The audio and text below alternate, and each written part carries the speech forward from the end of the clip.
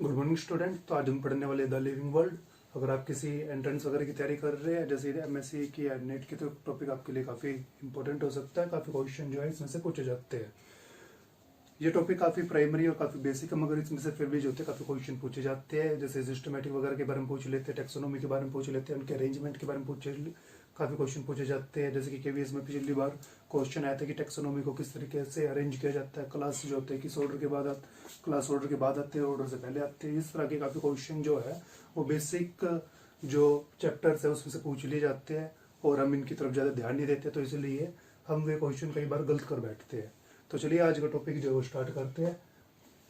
तो आज हम पढ़ने वाले द लिविंग वर्ल्ड, और इसमें हम आज क्या क्या पढ़ने वाले हैं उसके बारे में आपको बता देते हैं। तो आज इसमें हम पढ़ने वाले लाइफ के बारे में, करेक्टर ऑफ लिविंग ऑर्गेनिजम्स के बारे में, कंसेप्ट ऑफ सिस्टमैटिक्स के बारे में, और इसमें हम आइडेंटिफिकेशन, क्लासिफिकेशन और नॉमेनक्लेचर्स तक आज पढ़ेंगे। टेक्सोनॉमी को हम कल डिस्कस करेंगे अगली क्लासेस में। तो चलिए देखते हैं लाइफ क्या होती है। तो लाइफ जो होती है is a unique complex organization of ion. Life जो है वो एक यूनिक कॉम्प्लेक्स ऑर्गेनाइजेशन है आयन्स की या मॉलिक्यूल्स की, which perform a certain chemical reaction, जो कि एक केमिकल रिएक्शन करते हैं कई तरह की, और जो लाइफ एक्टिविटीज को सपोर्ट करती है। तो इसको समझने के लिए आप देख सकते हैं कि अगर आप किसी भी एनिमल्स को ले लेते हैं, या ह्यूमन बीइंग को ले लीजिए, डॉग को ले लीजिए, अगर आप उसे ब्रेक डाउन करेंगे तो ब्रेक डाउन करने के बाद आप पाएंगे कि उसमें जो स्मॉलेस्ट यूनिट होती है वो सेल होती है। अगर आप सेल्स को भी ब्रेक डाउन करते हैं तो आप पाएंगे कि वे सेल ऑर्गेनल्स के बने होते हैं। अब उन सेल ऑर्गेनल्स को आप ब्रेक डाउन करोगे, जैसे सेल मेम्ब्रेन को अगर आप देखते हो तो आप पाओगे कि वो ग्लूकोज की जो होती है बनी होती है।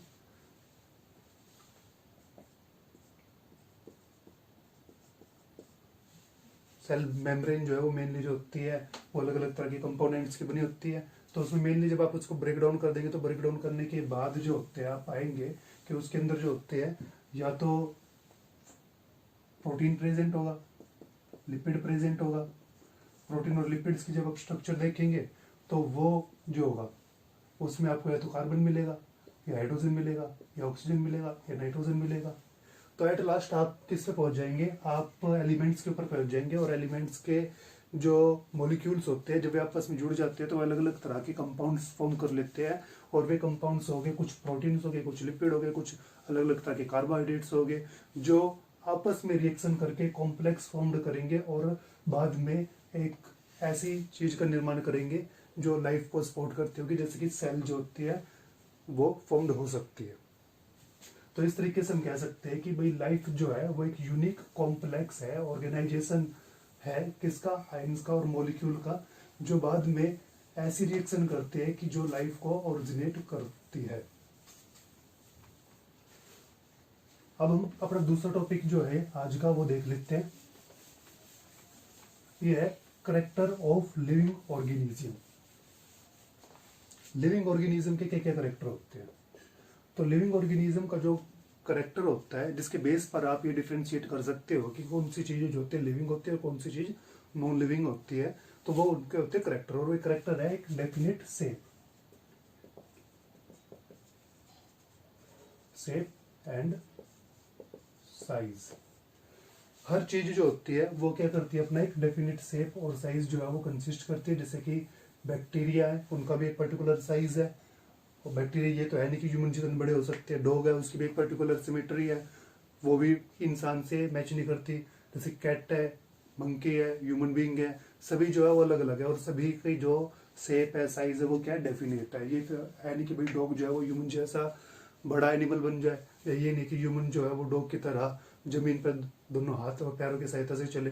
तो सबकी जो होती है बॉडी स्ट्रक्चर अलग अलग होती है, उनकी जो होती है डेफिनेट शेप होती है, साइज होती है।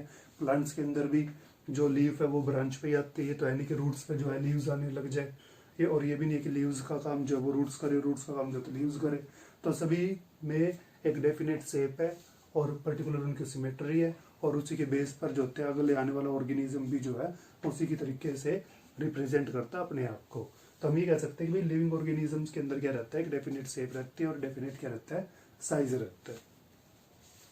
अब दूसरा बात जो है, दूसरा टॉपिक जो है यहाँ पे, इसी में सॉरी दूसरा पॉइंट जो है इसमें वो है ऑर्गेनिज्म। ऑर्गेनाइजेशन। अब ऑर्गेनाइजेशन को समझ लेते कि ऑर्गेनाइजेशन क्या होता है। ऑर्गेनाइजेशन का मतलब है कि एक ऑर्गेनिज्म जो है वो एक सेल का बना हुआ है, या फिर टिश्यू का बना हुआ है, या फिर वो ऑर्गन का बना हुआ है, या फिर उसमें ऑर्गन सिस्टम जो है वो प्रेजेंट है। तो सेल जैसे बैक्टीरिया जो होती है वो एक सेल की बनी होती है। और आप अलग अलग तरह के ऑर्गेनिज्म अगर देखोगे तो कुछ जो होंगे वो मल्टीपल सेल्स भी होते हैं, जैसे फंगी वगैरह जो होती है। और उससे आगे देखोगे तो कुछ ऑर्गेनिज्म ऐसे होते हैं जैसे कि आपके इन्वर्टिब्रेट्स हो गए, तो जिनमें जो होते हैं ऑर्गन्स भी प्रेजेंट है। और कुछ ऐसे होते हैं जिनमें एक कंप्लीट ऑर्गन सिस्टम भी प्रेजेंट है। ह्यूमन है, ह्यूमन के अंदर जो है वो पूरा एक ऑर्गेनिज्म, इसके पास पूरे सेट ऑफ ऑर्गन सिस्टम जो प्रेजेंट है। जैसे हमारे पास हार्ट का सर्कुलेटरी सिस्टम अलग प्रेजेंट है, ब्रेन का नर्वस सिस्टम अलग प्रेजेंट है, या रेस्पिरेशन करने के लिए जो है रेस्पिरेटरी सिस्टम अलग है। इसी तरीके से अलग अलग ऑर्गेनिजम्स के अंदर अलग अलग तरह के उनका ऑर्गेनाइजेशन लेवल होता है। किसी में सिर्फ सेल ही प्रेजेंट है, जैसे बैक्टीरिया में तो उसे सेलुलर लेवल कह देते हैं। किसी में जो होता है टिश्यू प्रेजेंट है तो उसे टिश्यू लेवल का ऑर्गेनाइज्म कह देते हैं। किसी में सिर्फ एक दो ऑर्गन जो डेवलप्ड है अच्छी तरीके से तो उसे ऑर्गन लेवल का कह देते हैं। तो इसी तरीके से हम अलग अलग सेट जो है वो डिवाइड कर देते हैं कि वो किस लेवल का जो है ऑर्गेनाइजेशन अपने पास कंसिस्ट करता है। और हर एक ऑर्गेनिजम्स में, चाहे प्लांट एनिमल्स हो या बैक्टीरिया या माइक्रो ऑर्गेनिज्म कुछ भी हो, उनके अंदर क्या होते हैं अलग अलग तरह के ऑर्गेनाइजेशन प्रेजेंट होते हैं। इसके बाद अगला टॉपिक जो है, अगला पॉइंट जो इसमें बनता है वो होता है ग्रोथ का।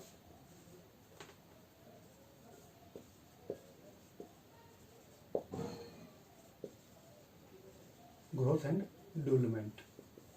जो लिविंग थिंग्स होती है वे क्या शो करती है, ग्रोथ भी शो करती है और डेवलपमेंट भी शो करती है। अब ग्रोथ क्या होता है, ग्रोथ किस तरीके से नापते मेजर करते हैं हम। अगर कोई स्पेस है, अगर इसके अंदर नंबर ऑफ पीस अगर इंक्रीज हो रहे हैं तो भी हम क्या कहेंगे कि इसमें क्या हो रही है, ग्रोथ हो रही है। मान लीजिए हमारी बॉडी का कोई भी ऑर्गन था, उस ऑर्गन के अंदर नंबर ऑफ सेल्स जो है इंक्रीज हो जाएंगे तो हम ये कहेंगे कि उसके अंदर क्या हो रही है, ग्रोथ हो रही है। अब दूसरी यहाँ पे सिचुएशन ये होती है, अगर इसमें नंबर ऑफ सेल कांस्टेंट थे मगर उन नंबर ऑफ सेल्स का जो मास है वो क्या हो रहा है, वो इंक्रीज होते जा रहा है, वो बड़े होते जा रहे हैं, तो भी हम क्या कहेंगे वहां पे क्या हो रही है, ग्रोथ हो रही है। तो इस तरीके से आप ग्रोथ को क्या करते हो, मेजर करते हो। तो सभी लिविंग ऑर्गेनिजम्स जो होते हैं वो अपने नंबर ऑफ सेल्स और सेल का मास जो होते हैं इंक्रीज करते रहते हैं। अब डेवलपमेंट क्या होता है, डेवलपमेंट होता है कि डेवलपमेंट जो आप सीख रहे हो, जो आप इन्वायरमेंट में अडेप्ट कर रहे हो, ये चीज जो होगी वो आपकी क्या रहेगी, डेवलपमेंट में आएगी। और ग्रोथ जो है वो लिमिटेड होती है, एक टाइम पे जाके रुक जाएगी। मगर डेवलपमेंट जो होता है कंटिन्यूस प्रोसेस होता है जो लगातार चलता रहेगा। इसके बाद और भी कई तरह के जो करेक्टर होते हैं लिविंग ऑर्गेनिज्म शो करते हैं, जैसे कि रिप्रोडक्शन है।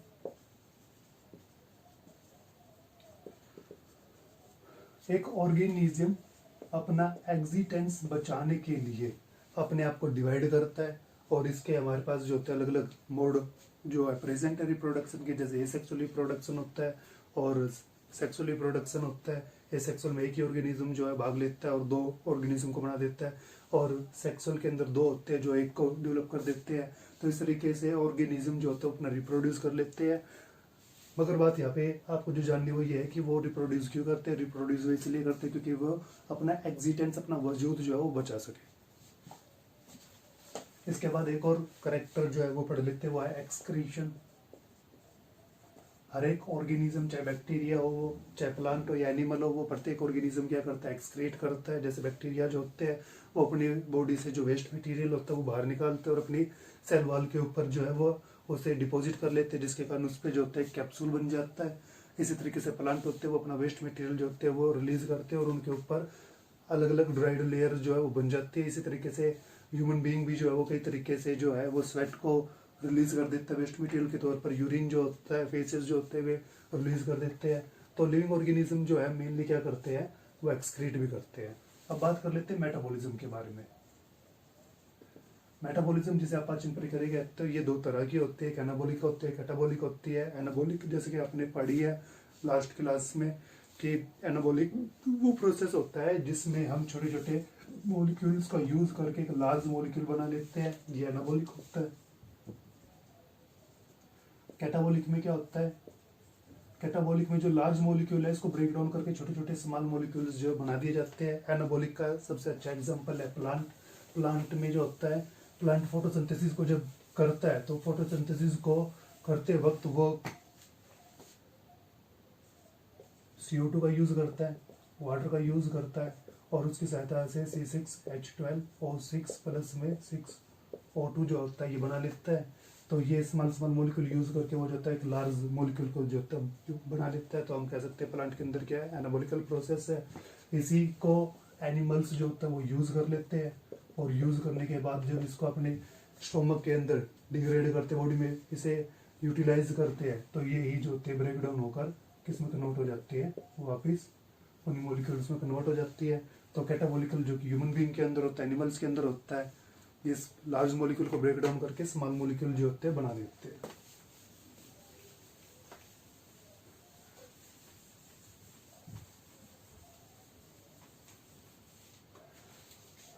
और डेथ, लास्ट करेक्टर है मतलब डेथ। डेथ जो होती है प्रत्येक ऑर्गेनिज्म जो होता है, जो लिविंग ऑर्गेनिजम्स है, वो टाइम आने पर अपने अंदर ही जो होता है एक प्रोग्राम जो होता है सेल के अंदर, एक्चुअल में एक प्रोग्राम होता है एपोप्टोसिस, जो कि जो होता है स्टार्ट हो जाता है, और स्टार्ट होने से जो है सेल डेथ की तरफ जो होती है बढ़ जाती है। तो अब देखिए, अब हम पढ़ने वाले कंसेप्ट ऑफ सिस्टमैटिक, जो कि मेनली समझने की बात है। जो पहली बात बताई गई है वो सारी आपके लिए एक एज ए जनरल नॉलेज है, आप जानते हो इन बातों को, मगर ये जो है मेन टॉपिक है आज का जिस पे हमें फोकस करना है। तो इसे समझते क्या होता है सिस्टमैटिक। सिस्टमैटिक क्या होता है, ये स्टडी होती है, साइंटिफिक स्टडी करना अबाउट द ऑर्गेनिज्म। ये क्या होता है, एक साइंटिफिक स्टडी होती है जिसमें हम क्या करते हैं, ऑर्गेनिज्म को स्टडी करते हैं। और ऑर्गेनिज्म को स्टडी करते वक्त हम सबसे पहले उसको क्या करते हैं, आइडेंटिफाई करते हैं।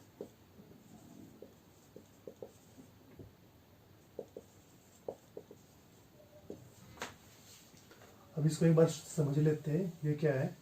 जैसे कि आपको कोई भी ऑर्गेनिज्म जो है वो आपने रिसर्च कर लिया, आपने खोज लिया, तो अब आपको वो मिला है, तो आपको ये जानना है कि वो ऑर्गेनिज्म आखिर है क्या, वो लिविंग है या नॉन लिविंग है। पहली बात तो ये जाननी है। दूसरा आपको ये जानना है कि उसकी कैटेगरी क्या है, वो यूनिसेलुलर है या मल्टी सेलुलर है, फिर वो वर्टिब्रेट्स में आता है, नॉन वर्टिब्रेट्स में आता है। इस तरीके से आपको सबसे पहले क्या करना होता है, किसी भी ऑर्गेनिज्म को आइडेंटिफाई करना होता है कि वो ऑर्गेनिज्म एक्चुअल में है क्या, लिविंग है, नॉन लिविंग है, या वो किस कैटेगरी में आता है। उसके बाद आपको दूसरा काम करना होता है, वो होता है क्लासिफाई करना। अब क्लासिफिकेशन क्या होता है उसको पहले जान लेते हैं। क्लासिफिकेशन और टाइप दो चीजें होती है आपके पास, इन दोनों में डिफरेंस है। टाइप, जैसे कि ह्यूमन बीइंग का एग्जांपल हम ले लेते हैं।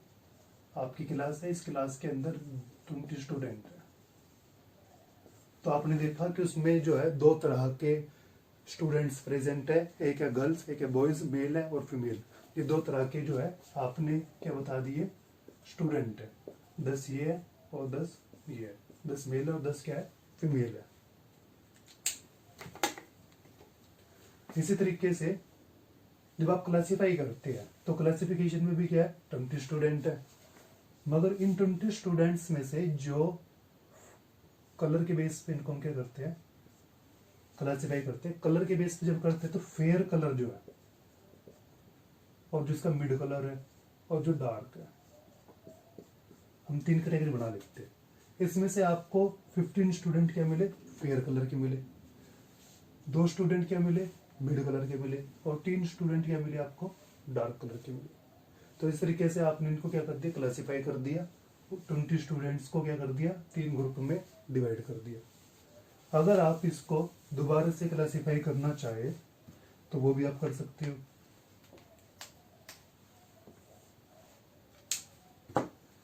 यही 20 स्टूडेंट है आपके पास, और यही 20 स्टूडेंट अब के बार आपने हाइट के बेस पर क्या कर दिया है, इनको क्लासिफाई कर दिया। तो उसमें से जिनकी 6 फीट थी, 5 4 फीट, तो आपको 7 फीट 6.5 फीट, तो आपको तकरीबन जो स्टूडेंट है उसमें से सिर्फ 5 स्टूडेंट ऐसे मिले जो क्या थे, 4 फुट के थे। उसमें से आपको 5 ऐसे मिले जो 5 फुट के थे, और उसमें से 8 ऐसे मिले जो कितने फुट के थे, 6 फुट के थे, और 2 ऐसे मिले जो कितने के थे, जो 6.5 फीट के थे। तो इसी तरीके से आपने फिर से क्या कर दिया, उन्हीं 20 स्टूडेंट को फिर से क्या कर दिया, क्लासीफाई कर दिया। इसी तरीके से आप इंटेलिजेंसी के बेस पर इनको अलग अलग क्या कर सकते हो, क्लासीफाई कर सकते हो कि 20 स्टूडेंट में से कोई 2 स्टूडेंट जो है वो हाईली इंटेलिजेंट है, बाकी के जो है 15 जो है वो क्या है, कम इंटेलिजेंट है, और बाकी के जो बचे हुए वे क्या है, स्टडी में काफ़ी पुअर है। तो इस तरीके से आप ये देख रहे हो कि अलग 20 ही स्टूडेंट है हमारे पास, मगर उनको हम अलग अलग क्राइटेरियाज में क्या करते जा रहे हैं, अलग अलग ग्रुप्स में डिवाइड करते जा रहे हैं। कहीं पर ग्रुप्स जो है 3 बन रहे हैं, कहीं पे 4 बन रहे हैं, या कहीं पे उनसे ज़्यादा बन रहे हैं। मगर जब आप टाइप में देखते हो तो टाइप में जो ग्रुप होते हैं वो क्या रहते हैं, सेम ही रहेंगे। कहीं पे भी आप जाके देखोगे तो आपको जो क्लास में, कहीं पे भी आप क्लास में जाइए, वहाँ पे आपको जो टाइप ऑफ स्टूडेंट मिलेगा वो 2 ही मिलेंगे, मेल और फीमेल। मगर जहाँ पे भी आप जाके अलग अलग क्लासेस में जाके अगर आप देखेंगे कि भाई कलर के बेस पे कितने तरह के स्टूडेंट है, तो आप वहाँ पे अलग रेशो मिलेंगे, अगली क्लास में आपको अलग मिलेगी, हाइट के बेस पे देखोगे तो अलग मिलेगी। तो इस तरीके से इस चीज को हम कहते हैं क्लासिफिकेशन करना। क्लासिफिकेशन असल में किसी चीज के बेस पे होता है, और वो चीज होती है उसका करेक्टर। यहाँ पे हमने करेक्टर लिया है और करेक्टर को बदलते जा रहे हैं, तो क्लासिफिकेशन भी क्या होते जा रहा है, बदलता जा रहा है। इसी तरीके से आपको एनिमल्स जो आपने आइडेंटिफाई कर लिया था उसको अब क्या करना है, क्लासीफाई करना है, उसको अलग अलग क्लासेस में क्या करना है, उसके करेक्टर के बेस पे उसे डिवाइड करना, उसे रखना कि वो कौन से क्लास में रखा जाएगा, क्या वो वर्टिब्रेट है, क्या इनवर्टिब्रेट है, या वो एम्फीबियन है, या फिर वो मैमल्स है, या वो टेरेस्ट्रियल है, वो किस तरह का ऑर्गेनिज्म है, उसे उस कैटेगरी में रखना जो है वो आप यहाँ पे जानेंगे, उसे क्लासिफाई करना इसमें आप जानते हैं। तो उसके बाद हमारा लास्ट टॉपिक जो आज का है वो है नॉमेनक्लेचर। काफी क्वेश्चन जो है नॉमेनक्लेचर में से आते हैं।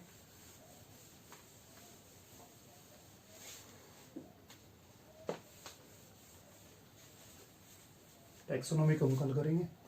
तो नॉमेनक्लेचर में क्या होता है, नॉमेनक्लेचर्स में होते हैं नाम देना, नामकरण करना। जैसे किसी का आप नाम रख रहे हो तो इस तरीके से जो होता है वो उसको हम कहते हैं नॉमेनक्लेचर करना।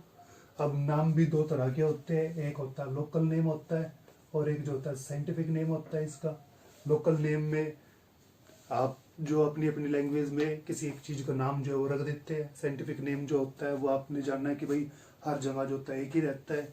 अब इसमें क्या जरूरत पड़ी हमें साइंटिफिक नेम की, तो वो जान लेते हैं। एक एग्जांपल ले लेते हैं, जैसे कि अगर आप किसी को दादाजी कहे तो उसका मतलब होता है कि जो लड़का है उसके जो फादर है उनके फादर को ये लड़का क्या कहेगा, वो कहेगा दादा जी या दादा, ठीक है। मगर अगर आप किसी बंगाली आदमी से मिलते हैं, बंगाल में जाके आप बात करते हो, तो वहां पे अगर आप दादा कहते हो तो दादा का मतलब क्या होता है, वहां पे दादा का मतलब होता है जो भाई होगा या जो ब्रदर होगा उसको हम क्या कहते हैं, वहां पे दादा कहते हैं। अगर आप दादा वर्ड यूज करोगे तो वही कंफ्यूजन क्रिएट करेगा। तो इसलिए इस तरीके से अलग अलग लैंग्वेज में अलग अलग नाम जो है वो बना लिए जाते हैं, मगर वे कहीं ना कहीं पे जो होते हैं सेम मिलते हैं, जिसके कारण काफी प्रॉब्लम जो होती है क्रिएट होती है। तो इसके लिए एक पर्टिकुलर नेम जो है वो क्रिएट किए गए और उनके कुछ रूल है, और उन नाम को हम कहते हैं साइंटिफिक नेम। तो उनके जो रूल है वो काफी बार पूछे जाते हैं और इनको जानना में। अब जो यहाँ पे नेमिंग हम करते हैं वो होती है बाइनोमियल नॉमेनक्लेचर, बाइनोमियल नॉमेनक्लेचर। अब इसका मतलब क्या होता है कि इसमें 2 नामों को मिलाकर एक नाम बना दिया जाता है जिसे साइंटिफिक नेम कहते हैं।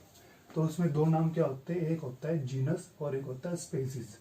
ये होता है बाइनोमियल नॉमेनक्लेचर। आपको उस ऑर्गेनिज्म का जीनस पहले लिखना है और फिर उसका क्या लिखना है, स्पेसीज लिखना है। जैसे होमो सेपियन, तो होमो हमारा क्या है, जीनस है, और सेपियन हमारी क्या है, स्पेसीज है। तो इनको हम आगे पीछे लिखकर, जीनस और स्पेसीज को लिखकर हमने क्या बना दिया, साइंटिफिक नेम बना दिया। अब इसके रूल के बारे में जान लेते हैं कि रूल जो है वो इसके क्या होते हैं। पहला रूल ये होता है कि जो वर्ड हम लेंगे ये वर्ड लैटिन भाषा से होना चाहिए, पहला रूल। दूसरा रूल ये होगा कि आप पहले जीनस लिखेंगे, फिर क्या लिखेंगे, स्पेसीज लिखेंगे। तीसरा रूल ये होगा कि आप जीनस का जो फर्स्ट लेटर है, इस लेटर को आप कैपिटल लिखेंगे, और जो स्पेसीज का फर्स्ट लेटर है इसको आप स्मॉल में लिखेंगे, स्मॉल में। अगला जो रूल है वो ये है कि इनको इटालियन में लिखा जाएगा। उसके बाद फिफ्थ रूल ये है कि अगर जो इनके खोजकर्ता है जिन्होंने इनका नाम दिया है उसका नाम आप इनके साथ ऐड करेंगे, और उनकी जो डेट होती है, सन जो होता है, वो इनके साथ क्या कर देंगे, ऐड कर देंगे। और भी काफी रूल होते हैं जो इसमें बताए गए हैं, ठीक है, मगर ये बेसिक रूल होते हैं जो आपको हमेशा याद रखने हैं। तो अब बात कर लेते हैं कि ये रूल्स बनाता कौन है। ये रूल्स जो होते हैं वो एक तरीके की संस्थाएं, ऑर्गेनाइजेशन जो होते हैं वो बनाती है, और अलग अलग चीजों के लिए, जैसे प्लांट के लिए, बैक्टीरिया के लिए, एनिमल्स के लिए अलग अलग संस्थाएं हैं वे बनाई गई है, जिनका नाम है ICBN। ICBN जो होता है वो international code of botanical name है, जो प्लांट के बारे में बताती है। इसी तरीके से होता है ICZN, ICBN, ICVN। यहाँ पे IC की फुल फॉर्म जो है सेम है, international code of botanical nomenclature, मतलब प्लांट के बारे में। जूलॉजिकल नॉमेनक्लेचर अबाउट एनिमल्स, जो एनिमल्स का नाम। वायरस नॉमेनक्लेचर, अगर आप फिर से लिखते हैं तो ये है बैक्टीरियोलॉजी, और ये वाला है बॉटनी के लिए, ठीक है। तो ये संस्थाएं होती है, अलग अलग ऑर्गेनाइजेशन है जो अलग अलग तरह के जो ऑर्गेनिज्म है, बैक्टीरिया है, प्लांट, एनिमल्स है, इनके ऊपर क्या करती है, इनके नाम देने में, नॉमेनक्लेचर करने में हेल्प करती है, और इनका नाम जो है वो बनाती है। अगर आपको कोई टॉपिक ना समझ में आया हो तो आप कमेंट में जो है इसके बारे में पूछ सकते हैं। Thank you.